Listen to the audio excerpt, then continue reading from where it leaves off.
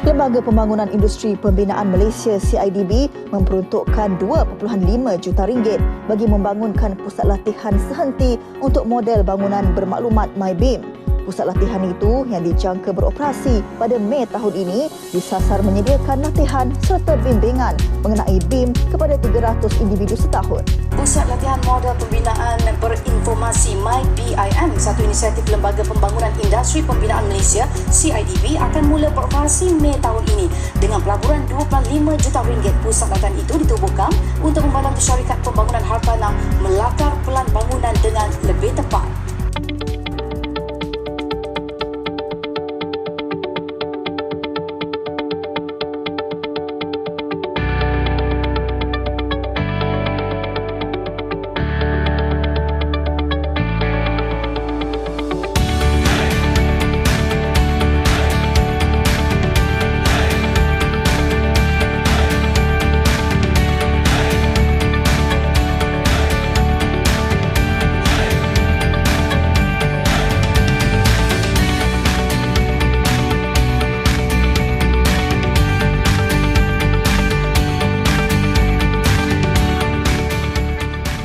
Rakan-rakan media yang kami raikan pada pagi ini, terima kasih kerana sudi bersama kami pada pagi ini. Jadi saya menjemput, kita mulakan dengan Puan Josephine daripada Building and Investment. Nama saya Josephine Win, saya dari majalah Building and Investment.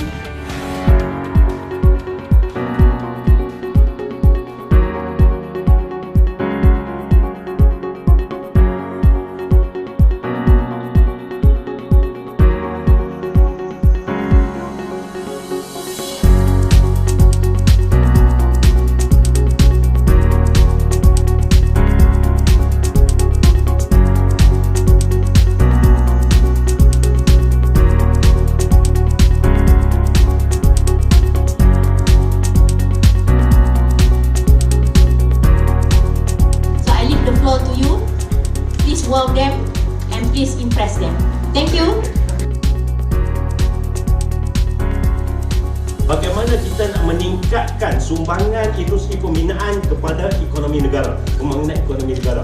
Dan salah satu caranya adalah kita meningkatkan produktiviti dalam industri binaan. Apabila kita meningkatkan produktiviti, maka input ataupun contribution kepada pembangunan ekonomi negara akan menjadi lebih besar. Dan kita merasakan bahawa kita perlu mentransformasikan, bukan saja mengubah, mentransformkan, makna meningkatkan kemampuan industri pembinaan. Itu yang kita lancarkan CITP, Construction Industry Transformation Program. Dan Construction Industry Transformation Program dilancarkan oleh Yang Amat Berhormat Perdana Menteri pada September 2015, masa kita ada Minggu Pembinaan Antarabangsa ICW, dilancarkan pada ketika itu, dan pelaksanaan dia bermula pada tahun 2016. Selain daripada itu, training yang kita buat di MyBeam Center ni ialah dia berpusat di Kuala Lumpur. Jadi bagaimana dengan negeri-negeri lain? So kami dah ada kolaborasi. Kita panggil BEAM Satellite. Tapi setakat ni kita berkolaborasi dengan pihak universiti sajalah. Kerana mereka dah ada fasiliti. Let's say now kita pergi klik pada lampu dekat OT. Dia punya pipes kan, dia punya cable tray, dia punya so-called ducting, semua sekali ada. So dekat sini kita tahu apa itu, ada trap, something wrong dekat sini.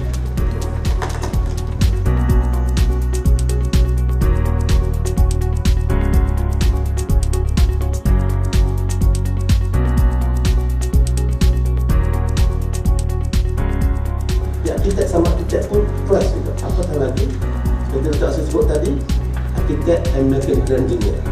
Arkitek selalu bergaduh dengan mechanical engineer, selalu bergaduh dengan structure engineer. Dia tak mau kolom, dia cuma kata nak kolom dan sebagainya. That's always the thing. Projek Lepas industri untuk melaksanakan BEAM. Pada 2014 banyak kita siapkan documentation macam BEAM guideline kita, proses kerja.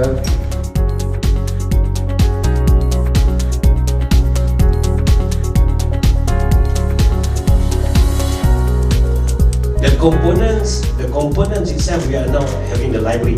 Library will be part of My Beam Center initiative, meaning to say that we'll develop a library of components so that people can pool and all that. And as far as the cost is concerned, there are about a few vendors who have got this software to provide costs that is mentioned by Rotary. How many vendors get it?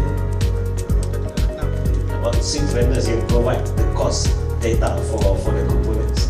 However, my hope is that we want to basically monitor, and my hope is that over the years, once BEAM has been adopted, we want to prove that there is cost saving in construction.